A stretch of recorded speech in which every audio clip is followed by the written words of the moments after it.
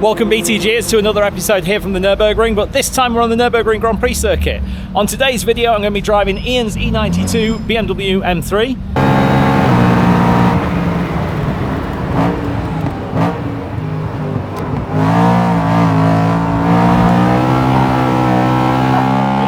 BMW M3 E92, whatever. It is fully kitted. He's going to talk us through the car in a moment. He's just finishing up posting to Instagram how excited he is that I'm going to crash his car through the gravel.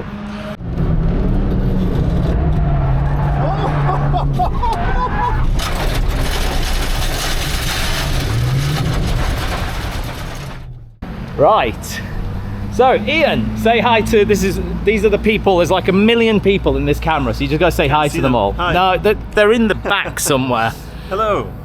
This is your E92. Now last time I saw you, you had that ridiculously fast F87. Is that right? M2, yeah. Yeah, the M2. And now you've gone back to an E92. Gone back the way, yeah. That's interesting, right? So why did you do it? Well, if you're into your BMWs, you'll know what they're like to drive, and I felt like the E series, this is the last of the E, being the E92, it's just a bit more analog feeling, it's a bit more fun to drive. So, and lap time wise, a bit quicker. It doesn't have the power the M2 does, but it makes up for it in other areas. So I just find this more fun to drive, basically. This is just a choice based on fun. Yeah. Yeah, and you find this way more fun to drive. Yeah. Is it a manual or DCT? DCT. Is it? Yeah. I love your steering wheel. It's a KMP steering wheel. Just stuck actually my friend Craig Nichols stuck that BMW badge on there, so I would feel bad to take it off. But it is a KMP wheel, it's got nice flaps. And yeah, other than that, it's got all the usual stuff. Suspension. It was a Lotus, we just answered that question from earlier. Suspension is Intrax, the 1K2, so just the one-way Intrax, not the full three-way ones. It's then got all your usual Millway and some Schirmer uniballs and bushes and stuff. So because you can buy them off the Schirmer parts website. My friend Scott, which has he has Ottawa Tune up in where we live in Scotland, so he sold me all the bits. So Augustus, Stephen, that's his garage. Right. That's where we put the car together. We spend lots of late nights just fiddling about and doing that.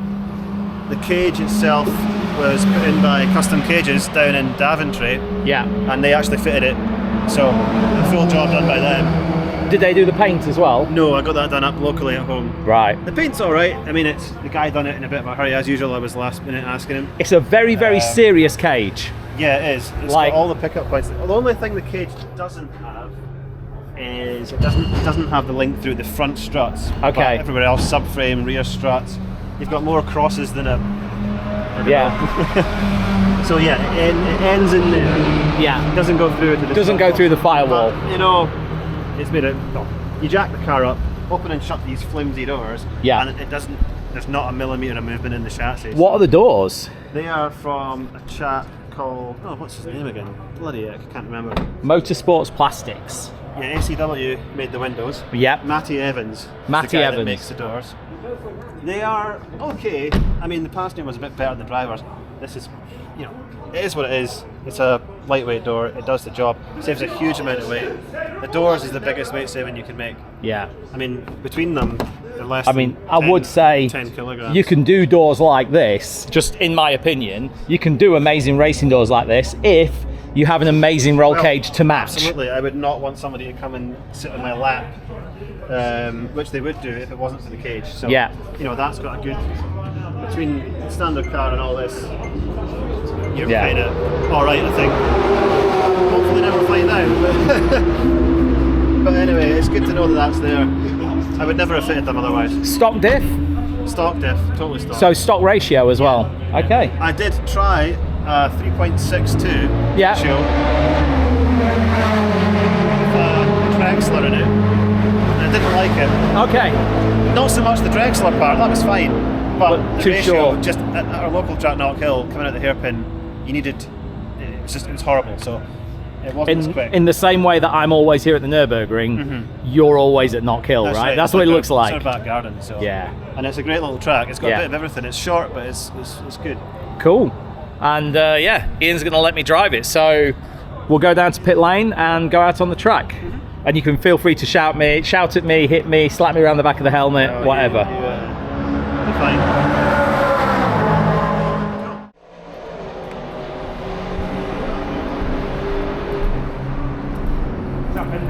Yeah.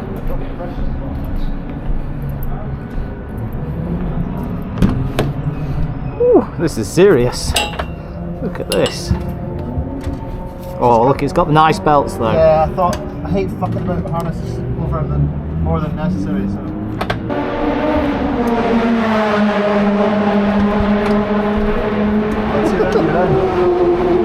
Yeah, the cage is, you can actually slide the seat back a bit if you want. Does it go back more? Just a little bit. Oh yeah, go good.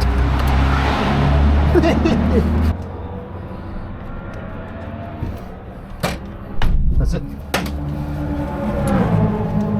In fact, no, it's not flange cam. What's the first really fast bit called?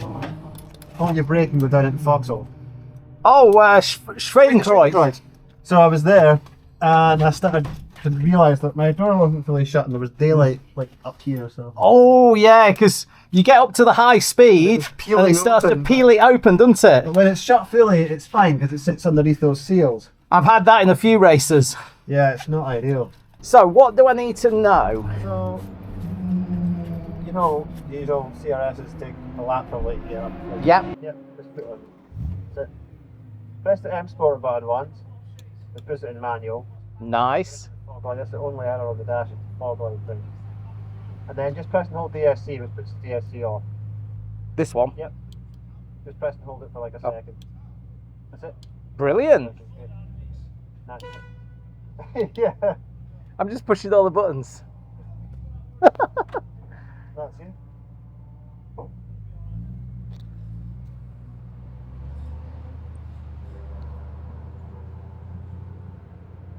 Let me check my mirror. That one's not great, but the other ones are okay. So when you press M mode, it puts it into manual already? Yeah, or... yeah, it is actually manual, so it'll hit the limiter and not go off. Right. So change point, just a smidge over 8. Oh wow, okay. Full, just the full round thing. There's Adam, celebrity at circuit days.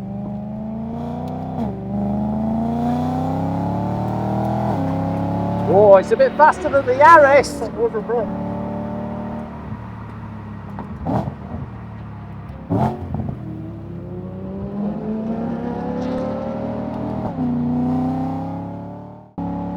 I was going to say, I've just been driving F-series and G-series, and immediately the engine noise on this is 10 times more emotional.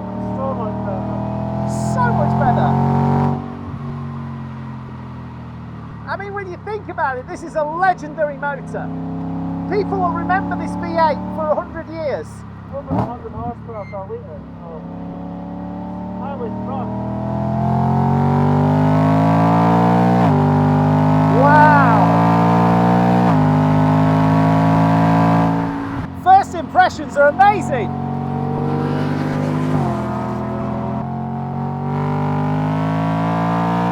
So much grip. The chassis is very good. The suspension is quite soft but smooth and strong.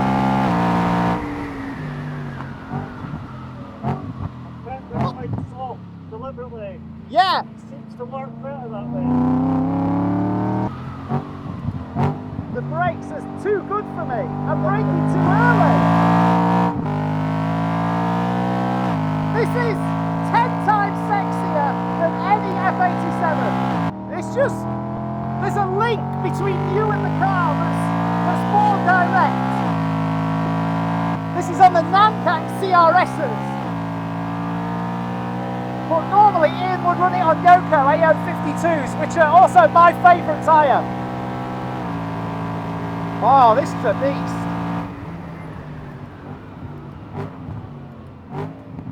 I feel like I'm not even scratching the surface of it.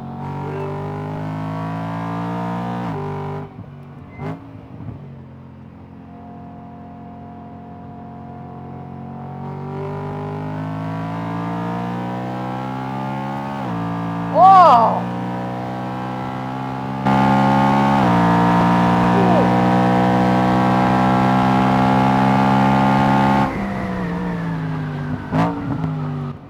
I braked too early again!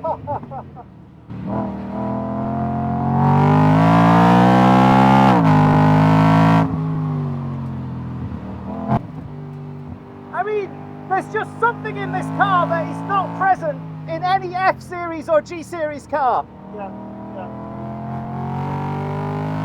I know that the F series is faster, and I know the G series is even faster.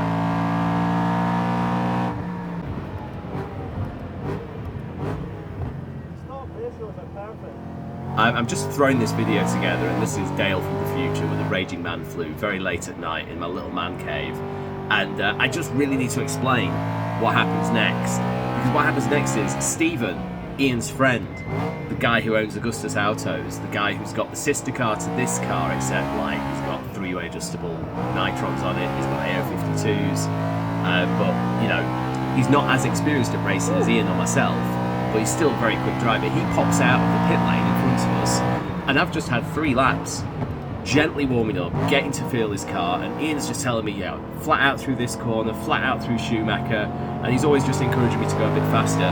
When Stephen's there in front of me, so what happens next? Just racing driver things, really.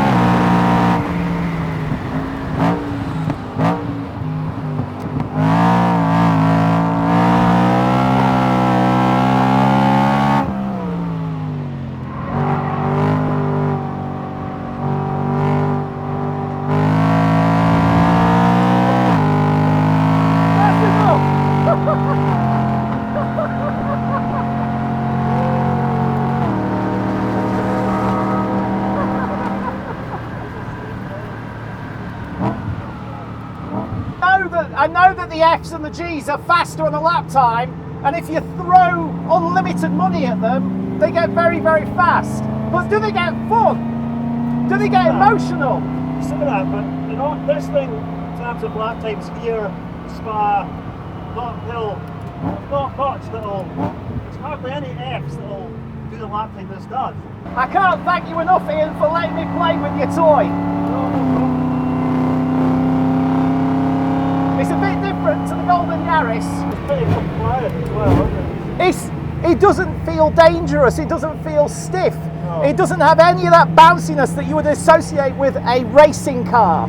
It feels fun and soft and easy, and you can get to the limit without feeling like it's trying to kill you, you know? I would say that the points where you felt understeer or oversteer are much earlier with the CRS than they are with the AO52. Yeah. But it's still good, it's just not as good as it would be on 52s, but it's still epic fun. I feel like if I got more used to the car, I would be able to control the balance. Like, it's not inherent understeer, it's not inherent oversteer. No. It's consequences of my inputs that have created those situations, you know? Yeah. Which is what you want from your track car, right? As a driver, you want to be able to develop that feeling for the balance and dancing around on all four wheels. Yeah. Which, if you just get yourself in a stock F87, for example, just welcome to understeer. Exactly. You go too fast, understeer. You go too slow, understeer. Yeah. It's just, yeah. But you know, that F80 M2 comp I had last time we were out here. Yeah. I done a 2:14.4 or something. Yeah. Which is necking on. So far today, I've done a 2:13 dead in this. Wow. Okay, so you are driving, because when I saw you in the M2, I think I was on a bike. Yeah. And right. I was like, oh fuck, this thing is way faster than any of the bikes here. And I couldn't keep up. So I thought, you know, it's a really fast car, but you're actually a second faster in this old beast. Just over a second, yeah. And it sounds like it sounds. It sounds so good. 8,000 RPM, 8,200 I think we were doing. You can't beat that. What a car. The new engines are seriously powerful. A remap and you're over 500 horsepower. Yeah. Like stupid torque. But this is stock power. This is totally stock power, yeah. It has an evolved flash map on it, but it dynoed at 408 horsepower. Oh. So it's actually slightly less than the quoted book horsepower figure of 414. Amazing. Amazing. Well, guys, if you enjoyed this video and if you enjoy Ian's car, please leave us a comment down below. Let us know what you want to see next on the channel. Let us know if you prefer stuff on the Nordschleife or the GP track. I think I already know that answer. And this is the driver of the white car. Hey! Say hello to YouTube. Say hello to YouTube. You're on YouTube. Oh, that was fantastic fun. Yeah, that was great fun. Awesome. What a rip. That was mega. I just noticed it was you and I was like, oh fucking hell, that wasn't even Ian driving. You see two heads in the car. Like, that was brilliant. He's next to me and he's going flat, flat, flat. You were driving like Ian dive bombing. Like that's an Ian dive bomb. He's just as aggressive as I am. Probably more. In the mirror, it looks like there's an X5 or something coming, but I think it's just an M5. Yeah, they look really big. It is just an M5. I imagine it weighs a similar amount to an X5.